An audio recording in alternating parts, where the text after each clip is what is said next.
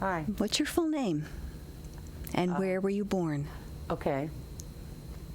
Full name I consider Vivian Van Dunk Milligan. Okay. And I was born at St. Joseph Hospital in Patterson, New Jersey.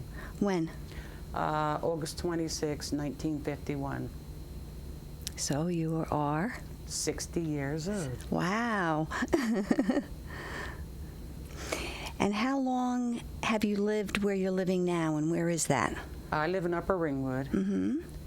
And actually I lived in Upper Ringwood all my life. Mm-hmm. So And what is Upper Ringwood? Upper Ringwood is AKA a past tense, the mine area of the Ringwood Township. Mm-hmm. And that was something that we decided was a derogatory type of thing, so then they started calling it Upper Ringwood and separated the town of Ringwood, and I live in the upper part of it. In the upper part of Ringwood. Why would that have been a derogatory comment to live in a mine area? Because there was always a lot of remarks made. The children went through school with a lot of remarks made about mineys, and I guess they kind of always, we've been stereotyped, and we've kind of been put, that it's like we were put in a corner and ignored and, in my opinion, abused, used, and misused. And they just, a lot of people felt like we were like the scum of the earth, to say. But I'm here to say that we're just as good as everybody else, and it's all basically a lot of rumors. Right. That have been done. There have been a lot of books that have been copycat effects, you know, calling us a lot of names and saying, like, if you come in the mine area at that time, that people would kill you and do this, do that. And we've come a long ways, because as people understand now, they come, and it's no different than any place else, and they come in and they go back out. You know, they don't. So when it became designated Upper Ringwood, did your community have anything to do with that designation, or? Yes. Yes. That was one of the, back then, we had an organization that represented the Upper Ringwood area. It was called the RNAA, the Ringwood Neighborhood Action Association, and they didn't like the idea of being called the mine area.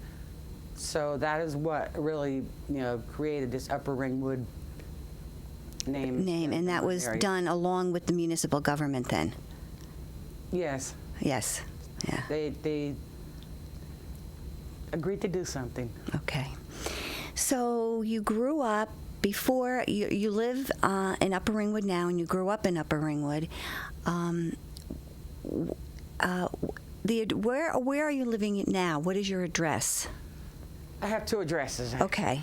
It's 31 Peters Mine Road, AKA 10 Sheehan Drive. Okay. And explain that. I will, because it's a little complicated, because the town decided to rename the streets without any of us being aware of it.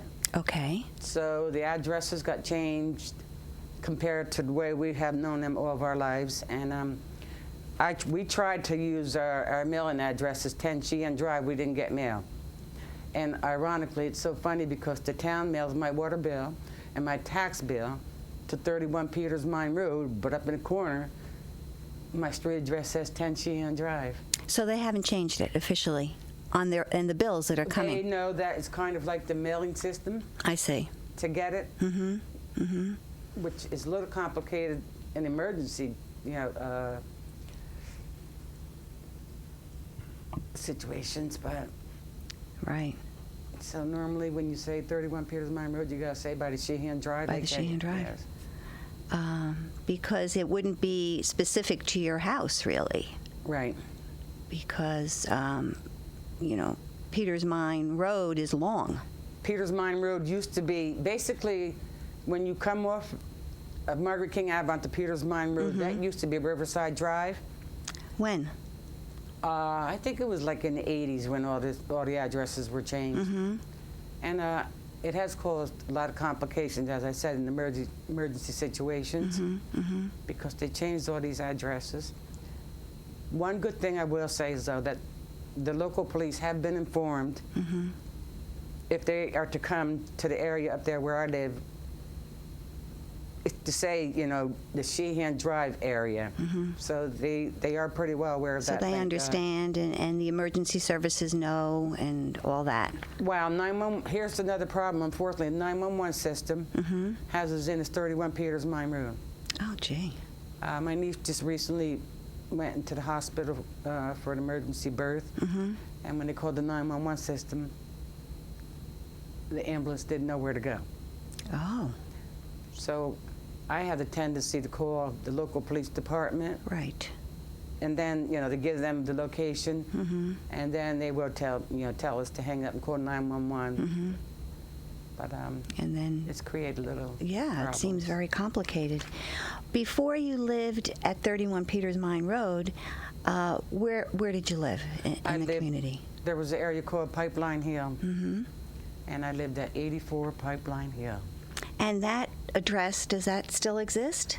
No, now where I used to live, there were several houses there, and as people moved out back then, it was like a demolition derby. The What do you borough mean by came that? The borough came in and just started knocking homes down. Without any warning? No, there was no warnings because I don't want to jump ahead of myself. but Okay.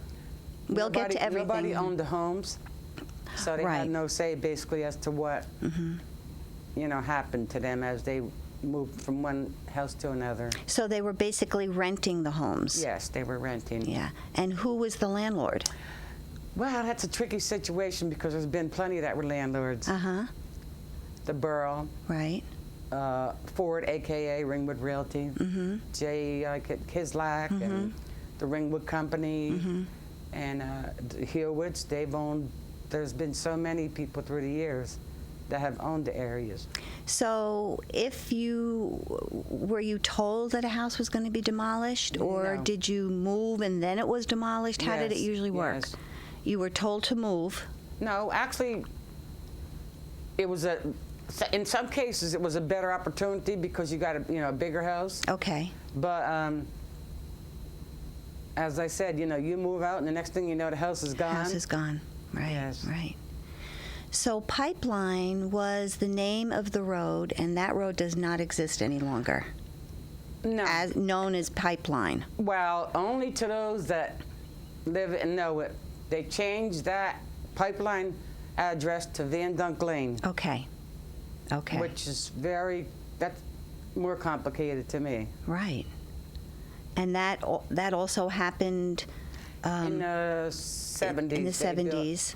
Newer homes in the area in the Right. 70s. Right. So tell me a little bit about your family growing up, and your parents and who they were, their names, and. All right, my mom, well, her name, she was called Dimples. My dad, most people called him Uncle Billy. But I have to say, my mom and dad, they were wonderful people. I have no bad memories of my mom and dad. It was always fun. And my dad was like, he always found things to do to entertain us. And some of the things I remember the most is like riding around in the winter, trying to sing Christmas carols, thinking we could sing, and and then he would just sit and tell his jokes. And unfortunately, he was a drinker, but he was the happiest drinker I've ever seen in my life. When he decided to drink, he just wanted to dance, or ride a bicycle or swing. We had the big swings by the old trees, and he was just so fun-loving.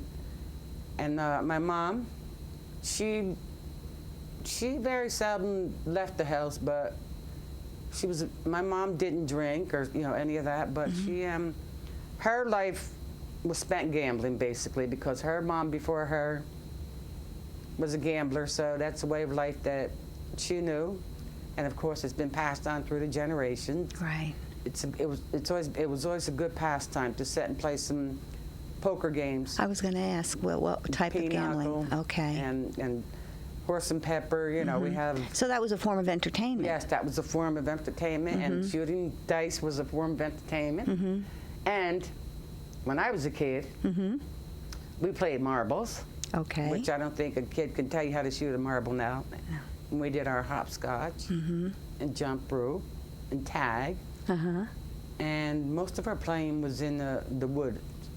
Right. We used to, because the woods, there's such beautiful areas, and if anybody's familiar with the Tarzan movies, we kind of felt like Tarzan because there used to be big grapevines, and we would spend a lot of time swinging from one grapevine to the other.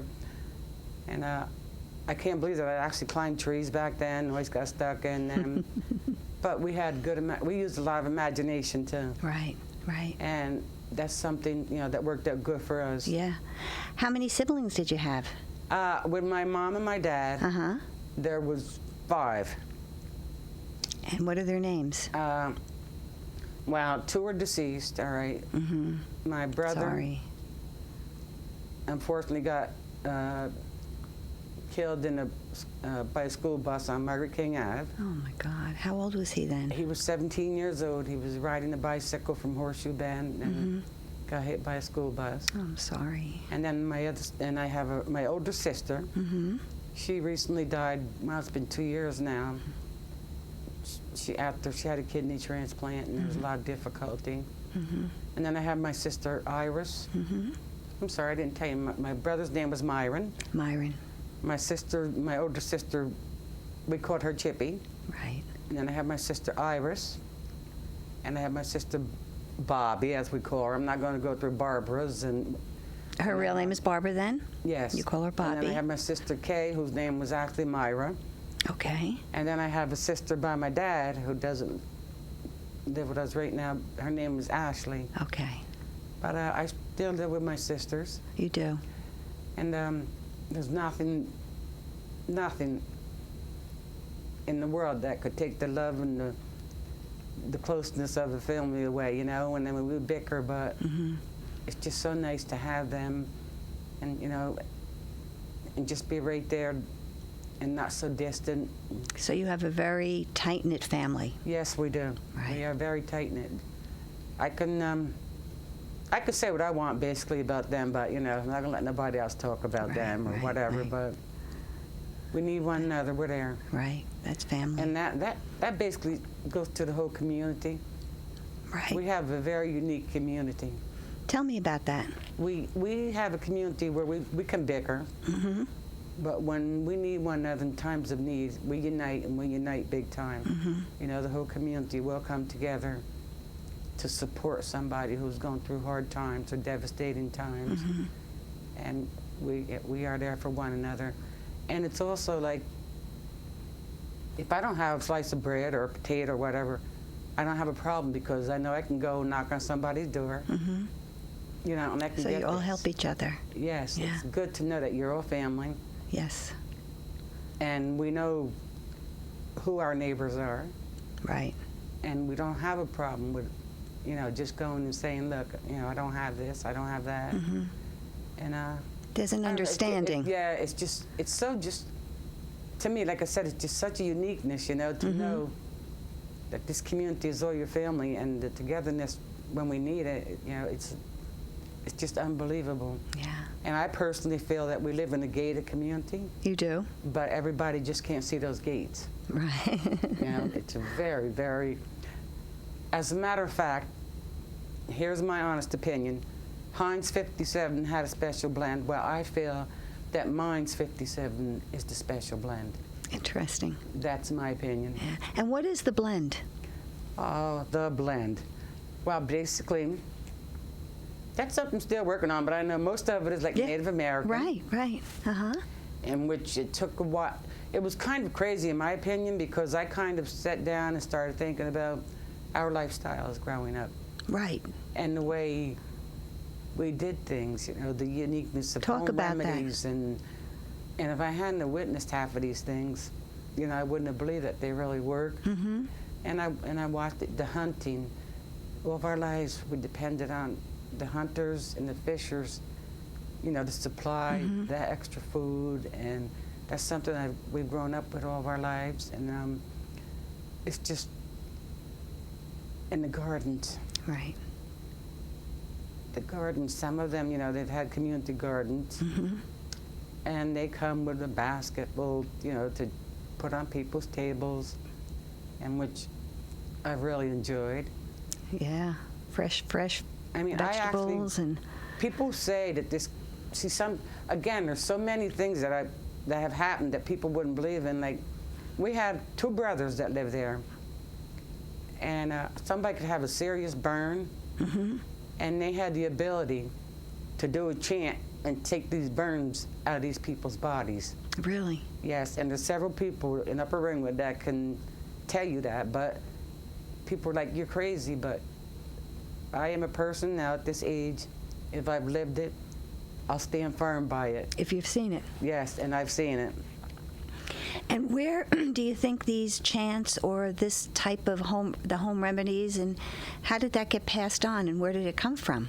From our ancestors, you know, it was, and then I go, and then I got to thinking, and I kind of like paying attention to Native American history, and it's like same things basically, you know, the same way of life. I mean, we've been called, there's a phrase that we've always been called, which was Jackson Whites. And what does that even mean? That's what I want somebody to tell me. Right. It's just on a piece of paper, as I said. The books people wrote about this guy who came over on the ship, and then, you know, brought people over, and then blah, blah, blah, blah, blah. Right, blah, blah, blah, yeah. I will tell you, there's a lot of interracial marriages and whatever, but that's all around the world. Well, that's part of the Mine's 57, right, yes. right. So Native American. And, well, I'd have to say we have some Negro in us, that's so-called, or black, whichever way you want to call it, because it's been called so many names. Black, and right.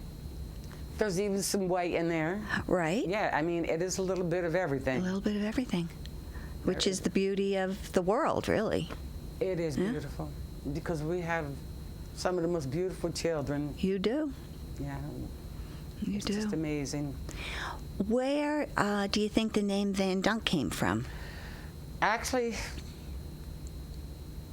supposedly it's a Dutch name, because a lot of Dutch settlers did come up the Hudson, far and wide, along with the Native Americans, and they settled, you know, along the Hudson.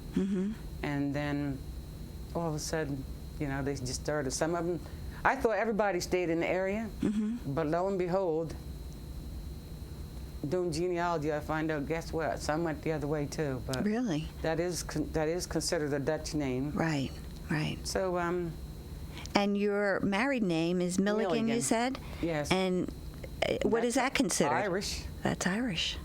Milligan is an Irish name. As I said, where I lived, there was a big mining industry. Okay, talk a little bit about that. Peter's mining industry was used for the wars. They used to make the cannonballs from the iron ore. And that was probably very early for the Revolutionary, right? 1700s. Right. And the steel some of the steel that came from Peter's mine is holding up some of our major bridges in the United States. And doing genealogy, like 1930 census, it was amazing. You look at the one page, and it's all guys that came from all different countries to work in the mines. Yes, to work in the mining industry, because there was no other work, basically. Right. Where did they live then? There used to be a boarding house. Really?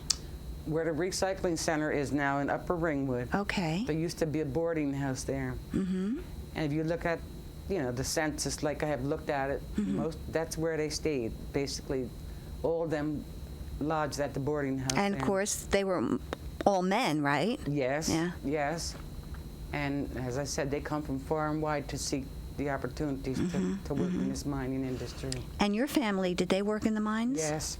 Yeah. That's, in my times that I know of, going back a couple hundred years, my family worked either the mining industry or it was a family called the Hewitts.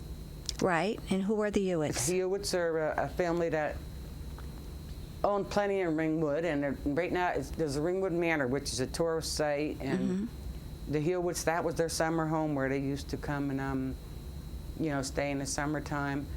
But a lot of my family members worked at the Hewitt Estates. Those that didn't work at the mine industry, because that was the only jobs that there really were at the time. Right.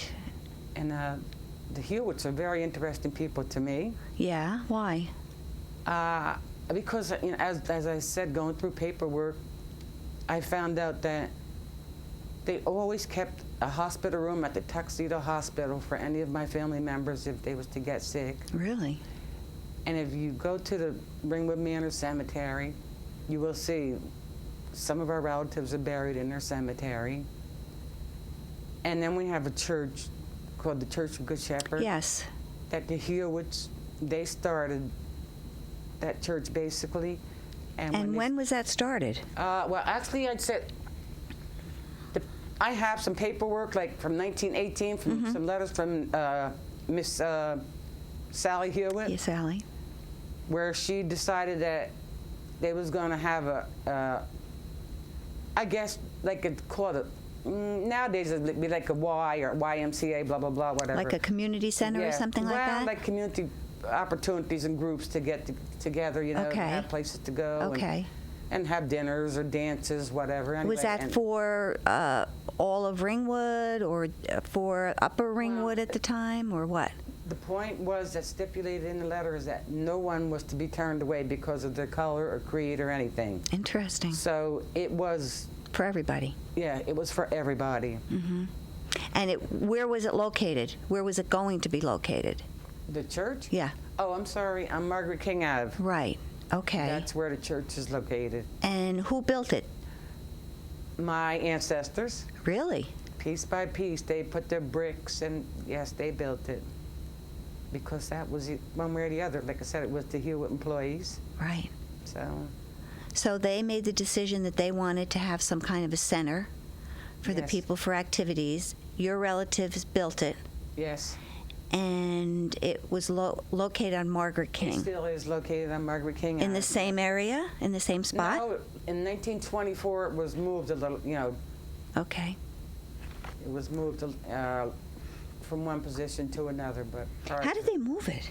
That's a good question. I'm still trying to find... I'm sorry, you know, I mean, 1924, Of course. I didn't witness it, but I still like But to you try to know, find it out moved. things. Yes. So it moved. Did it move? Was it moved far or? No, No. no, not far, no. No. It was like positioned like one way, and then they turned it like another direction off another foundation. And And what is that building meant to the community? that building has meant so much to this community because, as a matter of fact, the church was deeded to the residents of Upper Ringwood from the Hewitt family. Really? And Do you have that deed?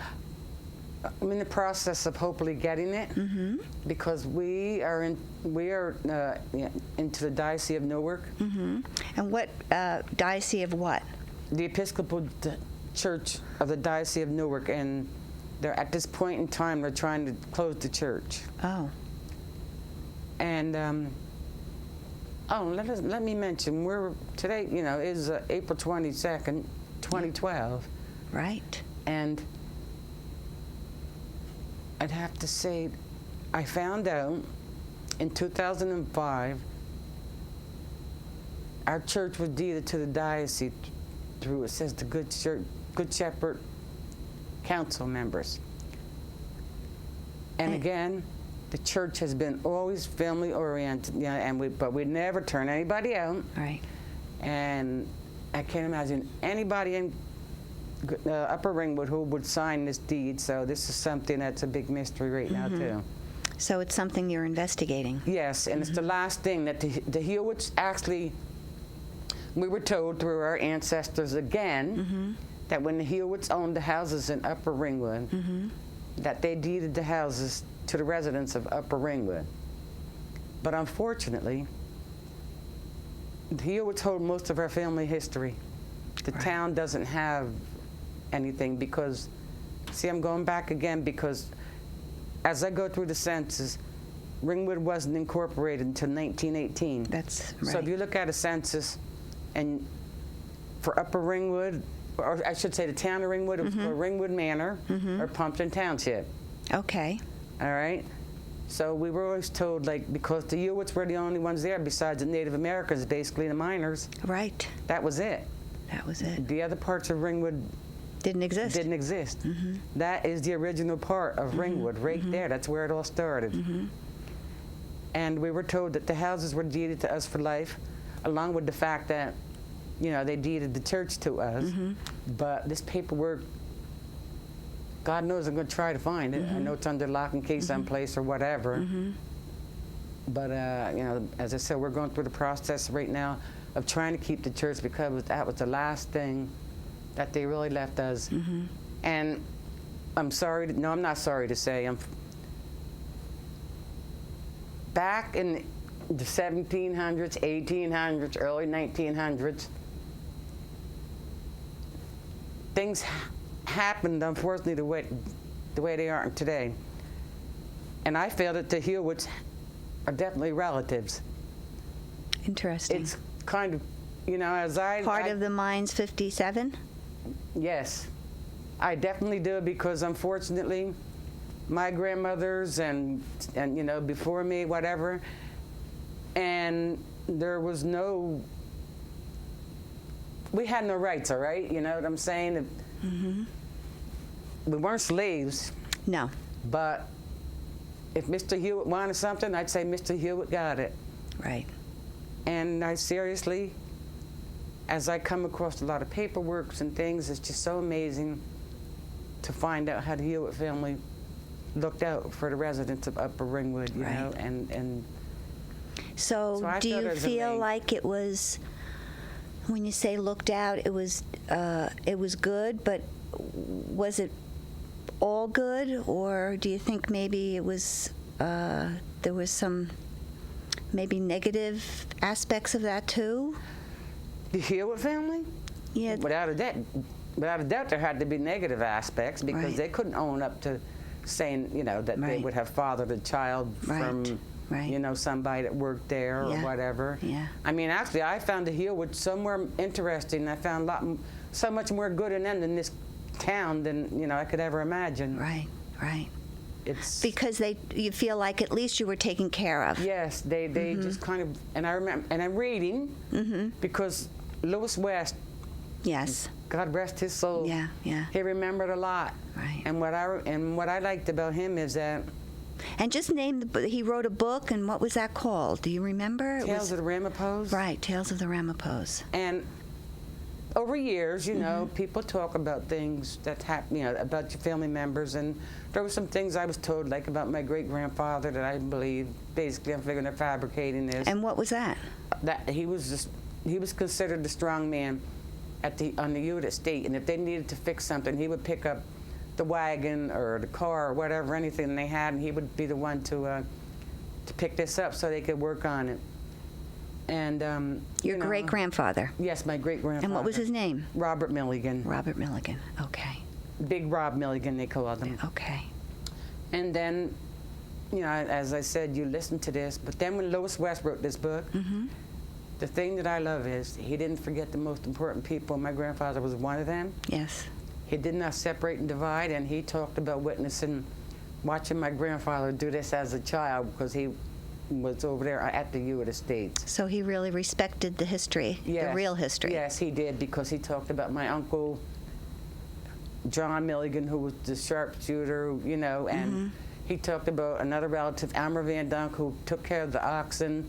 And on the estate? On the estate, and when the oxen had to go to Michigan, only Elmer Van Dunk could go with the oxen. He had to go where, and the blacksmiths, one of the greatest ones is my uncle, Samuel Morgan, and this is what I love, because he didn't try to separate and divide, basically, and he realized these people were very important to the estate. Right. You know, and I love the fact that he had the memories, you know, to back up. Right, and a lot of things that I've heard over the validate years. everything, and to and put it on paper. Yes, yes, he did, and I love it. And then my great grandfather, as a matter of fact, he went over. Excuse me, I'm sorry. That's okay. He, according to them, he started like trying to do odd jobs and things over there, and he was 9 years old. Really? And he was 72 years old, and he was still working between the Hewitt Estates and the mining industry. And he was going to the next town, Hewitt, New Jersey, and his car ran off in the ditch. So he picked it up out of the ditch, and unfortunately that was his last time because he had a massive stroke. Oh. So that's how he died, trying to pick the car up out of the ditch. The strong man. Yes. But it's just, I just find so much, you know, it's so interesting that Louis put it all down. Yes, and he backed up. Yeah. All the things that you heard, he knew. I have heard, yes. He knew. Very it was interesting. Historically correct. Yes. And I feel, you know, his word is just as good as anybody else's. Of course, you know, he's... Again, he lived it. He wrote it. That's right. That's right. And so, let's go back a little bit to the boarding house and the people. Was it big? A big boarding house? Well, from a picture that I kind of saw, it looked pretty big. Right. And actually, I know there was one of the names that have been there just as long as the Van Dunks and Milligans is Quarter. And I do know they were proprietors of it at one time. Okay. And do the Quarters still live in Upper Ringwood? Yes, some of them do. And I have been in contact with another one of the family members, and her cousin has a picture of the original boarding house, which I am hopefully trying to get. Right. You know, see if I can get a copy, because these things are important, because as you know, the Ringwood Library has a site where they're starting to put pictures of the past from the Upper Ringwood area, and in Upper Ringwood, you'd be surprised of those that live there most of their lives and are in denial that. What are they denying? That they never lived in Upper Ringwood. You know, they never lived in the mine area and whatever. And we're talking about people that consider themselves white Americans. Do they live there now? We still have some. Right. So you're saying that people that moved away who live there they deny they never ever did live there? Right, right. But they're part of the community? When they do their genealogy, they're all finding out that they have to come back to Ringwood to find their great-great-grandfathers. Interesting. And it is very interesting when you see these people, you hear from these people who have moved years ago. Right. It is very interesting. So genealogy is something you're very interested in. Yes, I am. Genealogy got me involved in a lot, you know, things. As I said, I took just collecting, like I said, the Hewitt paperwork, you know, with the interest that they kept in the family members, and it's really interesting. You learned so much. And now we have a school here called the Martin J. Ryerson School, but the deed for that Martin J. Ryerson, when he acquired his land, right, he acquired it from the Native Americans. Okay. With names like Manses and DeGroots. Okay. Which we would translate to Man and DeGroot. Right. And these are names in your community. Yes, these are my family members' names. And if you actually get to find the real deeds or whatever, you will see that these names are on the deeds when all of the people came from other areas and purchased the land from the Native Americans. Right. And it's so interesting. I don't think they ever thought it was going to come back. No, history's funny that way. Yes, it is. Well, one of the most exciting things I found out was that in Pumpkin Plains, the museum, and the original deed is in the museum down there. Really? Yes, the Ryerson deed. When did you find that? I found it out from a newspaper article because they was doing this history. They was doing this history type of thing. Okay. And I went to the museum, but I haven't been able to catch, you know, the hours. It's not open on a daily basis. Okay. But it's there. Yes, they said that it is there. So let's talk about when the mines were operating, the boarding house, the homes that were there, the streets, and what was it like? How would you explain the community itself, the layout, let's say, of what it was like? Well, actually, unfortunately, I mean, the mining industry was a big industry, basically, but see, as I said, where I live now, you could see the whole mining industry and see what was going on. But where I lived prior to that, as a child on Pipeline. Yes, I could not explain too much to you about what really happened at the mining industry, because I was not allowed to just go where I wanted to. How come? Because when we were kids, we were taught some respect, and if our moms and dads told us we couldn't go places, we didn't go places, unlike kids nowadays. We were, you know, when we were kids were told, just sit back, be quiet, and, you know, don't sit around adults. And it was all about having to respect our parents. And were they didn't want you to go because they were afraid you might get hurt, or were there areas there was a lot of danger you weren't accepted, or? Well, both. Both. Because Upper Ringwood at one point was basically all white. Oh, really? Yes. And from the mining community? Yes. Okay.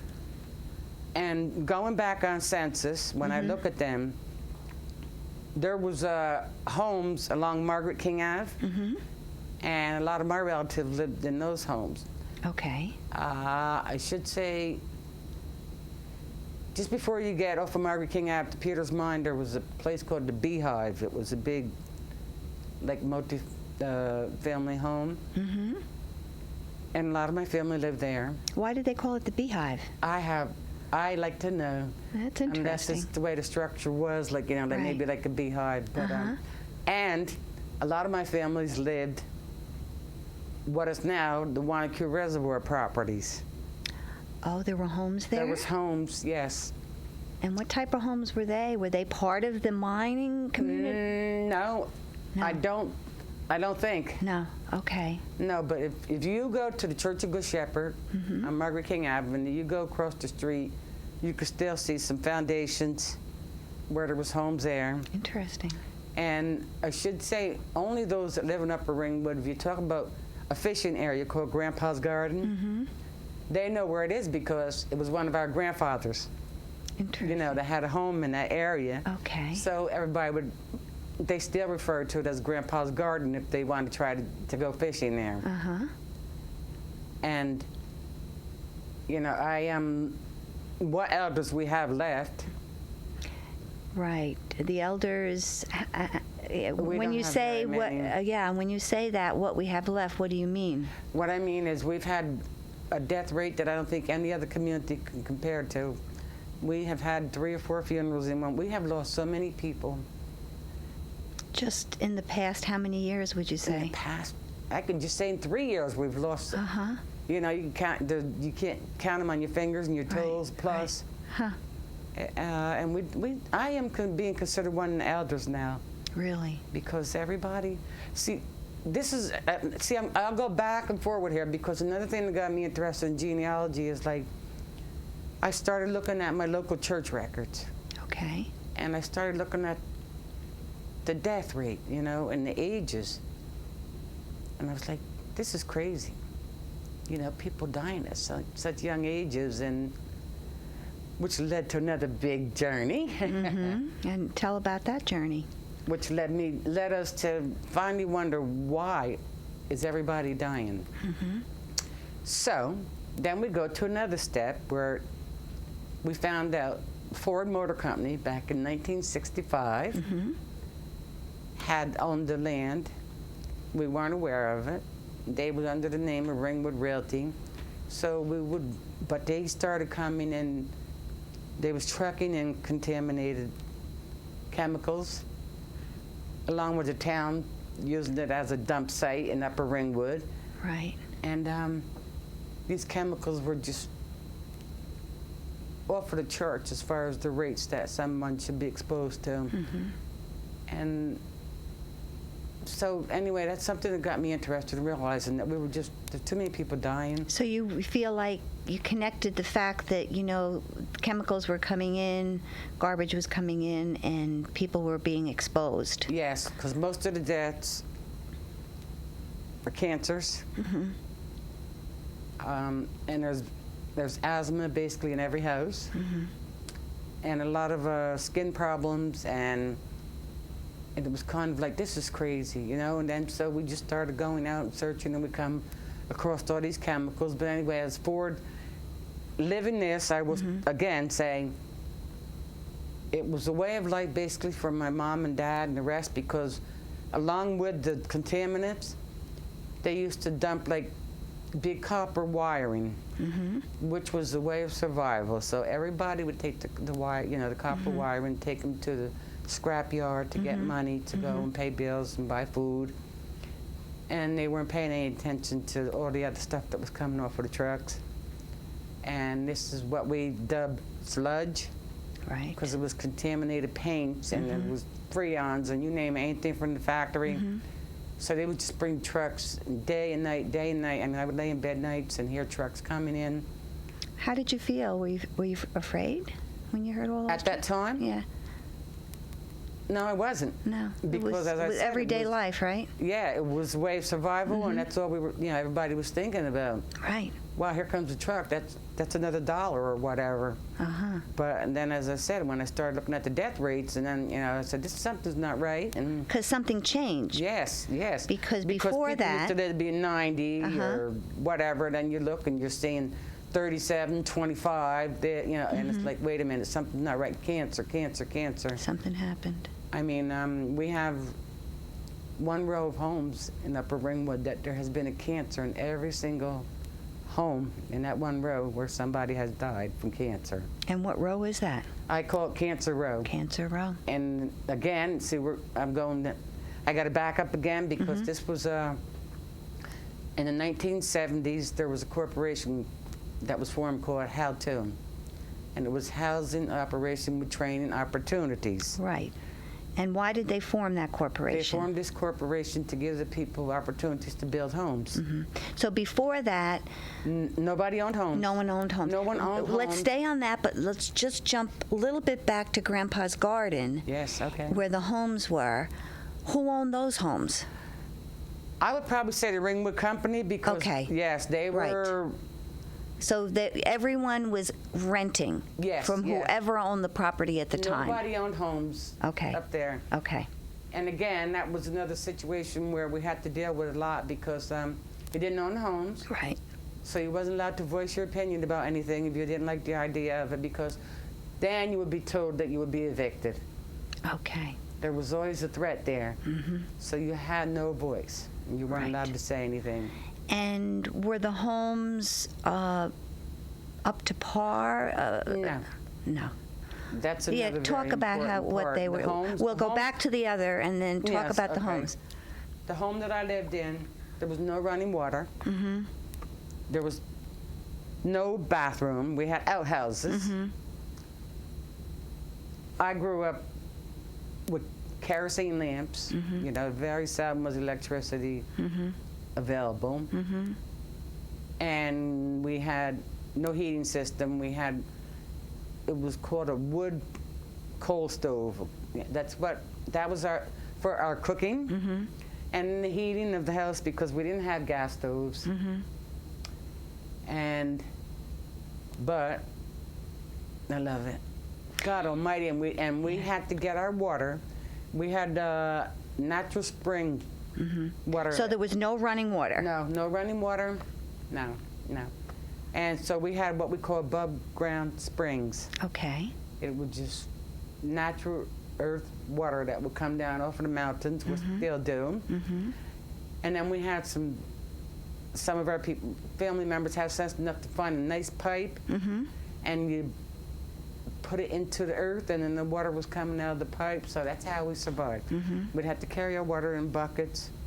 So, but you were paying rents, and these were the living conditions. Yes. And if anything went wrong, were your landlords receptive to repairing things or fixing? No. And again, you're talking about houses that weren't, well, we've went through several disastrous fires. Yeah. We've lost a lot during that time span because there wasn't no running water. And kerosene stoves kind of seemed to be involved. With the fires. Yes, and then I lost, my great-grandmother perished from a kerosene lamp. Yeah, she caught on fire. And Really? Yes, and yes, that's how she died. And no, that it was shelter, you know. But through all of these hardships, you had, what I'm hearing is that you had the tight-knit family. Yes. You had entertainment within your community. Yes, there was ways. And a lot of love. Yes, a lot of love. A lot of entertainment because we had the best sleigh rides, and you know, we played our ball games. We kept ourselves occupied. There was always something to do. Right. And if I got a hole in my shoe, I didn't get new shoes. I got a new piece of cardboard. Right. You know, and it was far and wide for our bus stop, walk, whatever, every season. Right. But you know And what? you at that time, now, when you were growing up, what school did you go to? I went to, there was only one school, and that was the Eleanor G. Hewitt School. Okay. So I spent my kindergarten to my 8th grade at Eleanor G. Hewitt, and then we had 8th grade graduation. I never went to high school. My parents didn't have money to buy me clothing, so I felt, you know, I couldn't do that, and I didn't. So I never stepped foot in high school. So wasn't it against the law not to go? No. No? At 16 years old, you could drop out. You could drop out. So I dropped out because, as I said, you know, I went through a lot in school system, you know, through the school systems. People would talk about me, whatever, but How did you deal with that? You know what? Unfortunately, nowadays it's a big thing about bullying. But I guess I was kind of a bully, you know. You were a bully? Yeah. You stood up for yourself, is what you're saying. Yes, that's what I'm saying. Yes. Okay. I wouldn't deal with a lot of things, even as a young child. So. Right. So you think that the way you were treated in school made you a bully? Yes. So that you could protect yourself, you're saying? Yes, that's what it was all about. Because the bottom line is we were always taught to protect ourselves. You know, and not let people just think they can do things to you and you know, and ignore them. So I had to do what I had to do. You had to do. And I mean, not physically, like fighting or whatever, but you know, I just didn't let them think they could. With use your me. words. Yes. With your mind. With your strength. Hang them up on the hook. Or, you know. Yeah, not bad. I know. So let's go back. There's so much going on here in this conversation. So let's jump back now to the how-to, because you've established that the community did not own property. Right. So the how-to, the housing, what was it, housing? Housing operation with training opportunities. Right. Explain what that meant. Well, and what kind of program it was. It was a program where it was kind of like they had a training, okay? Okay. People. My dad was one of the original members. You know, the first they decided to build 16 homes. And your dad's Uncle Billy. Yes. And they would have training to teach everybody masonry work and, you know, whatever. Now, I'm making the assumption that's a federal program. It was a program. They got it from, they got loans from HUD. Okay. Housing, urban development. Okay. And so it was like kind of you scratch my back, I scratch yours. So everybody went for the training. So they got together as a whole, and they built one house at a time together. So, and this. How did they get the land to build the houses? Well, now we got to get back again, all right? Okay. Because at the Ford Motor Company got done with all the dumping. They gave half of the land up there to the borough, the town, you know, the borough of Ringwood, and they gave half of it to the state of New Jersey. Okay. Now, when the borough of Ringwood became the landowner, they also became the landlord. Yes. Okay. So, but that's anyway. When this program decided, you know, when they got this program off the ground, whatever, and the town had. Ford even donated an area for the homes to be put off of Peters Mine Road. They designated part of that property for some homes? Yes, that's what it was supposed to have been. Okay. All right. In the area, then finally when they they did all the training, and then, as I said, they all got loans, approved for the loans, and they got the supplies. And then when it came time to do the homes, the town decided that they had another area where they could build these homes. So the original area was changed at the last moment. And who changed it? The town decided that they had another area.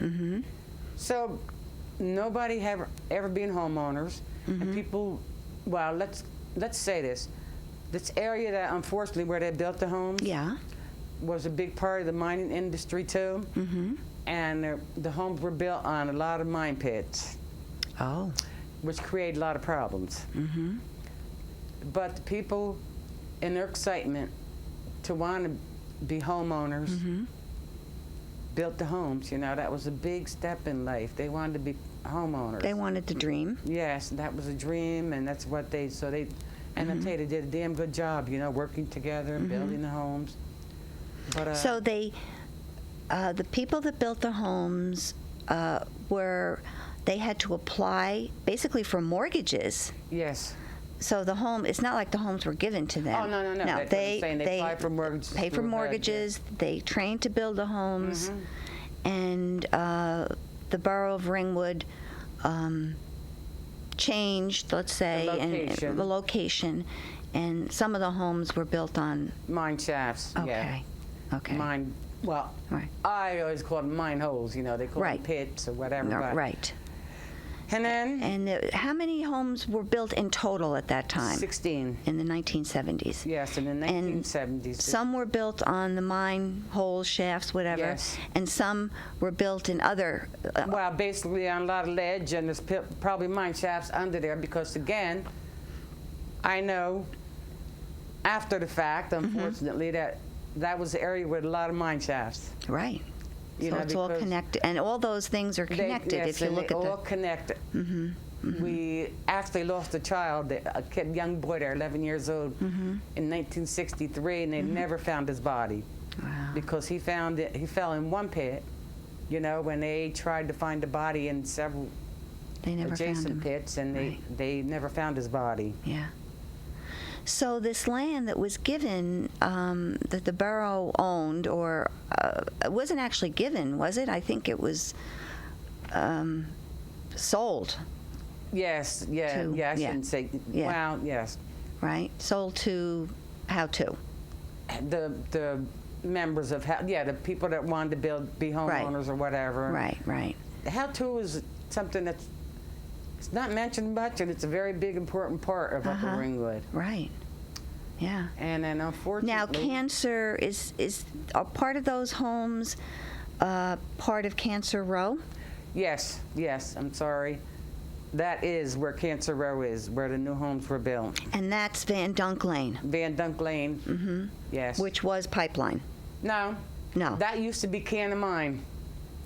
That was Cannon Mine. Cannon Mine was another big mining industry that was connected basically through Peter's Mine. Okay. So that was the Cannon Mine area. Okay. There was plenty of mines there. You know, that was the area with most of the holes. So let's just, so the Cannon Mine area is now Van Dunk Lane. Yes. Let's see if we can sort of understand this. And then Pipeline was sort of then at the end of Cannon Mine Road, up to the... Again, we had another road, which was called Millertown Road. Okay. So, which so it's was very different. between the new Van Dunk Lane and Pipeline. I see. But unfortunately, they decided that Van Dunk Lane is going to go from Cannon Mine all the way up to Pipeline. So that's when them three sections so they changed all that. To Van Dunk Lane, yes. Okay.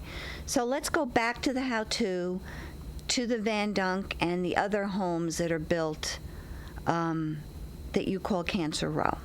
Yes, Cancer Row. What was going on there before the homes were built? Well, I call that Cancer Row because the town was dumping a lot they use it as a landfill area. Before the homes were put there, basically. And then they put the homes in this area. And again, today people can go out and mow their grass.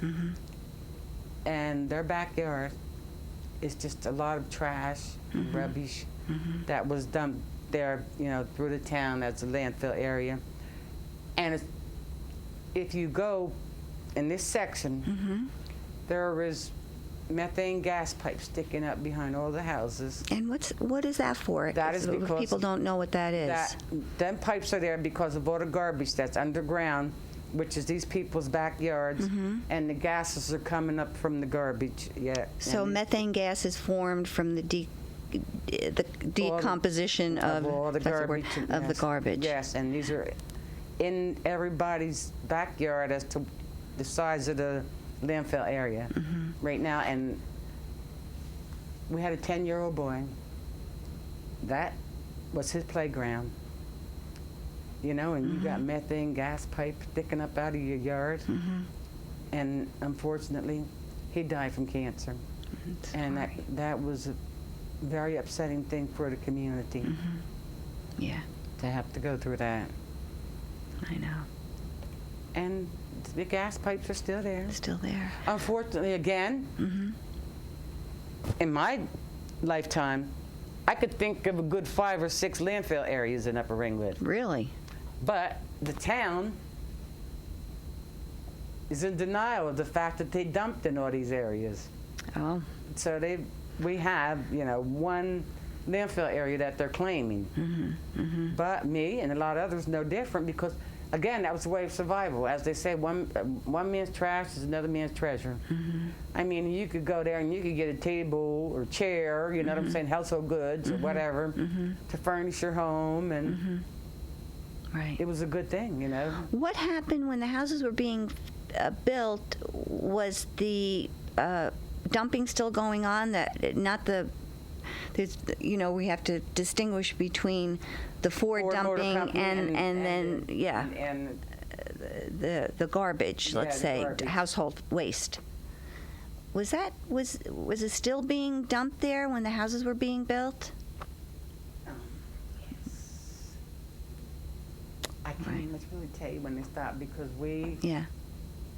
everybody was there, everybody. Right. I mean, as a matter of fact, my dad, God bless him, he used to have an old 8mm camera. And did I ever think that it would be so valuable because he has a lot of, on these 8mm, it actually shows there was a trucking company that Ford hired, O'Connor Trucking Company, to bring in the truckloads.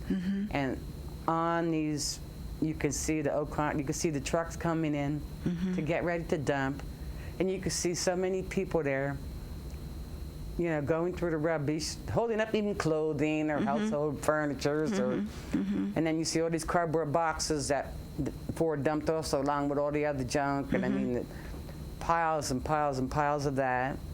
And then we had to endure a lot of wildfires from all these chemicals. How long did they go on? The fires? Fires would go on for weeks at a time.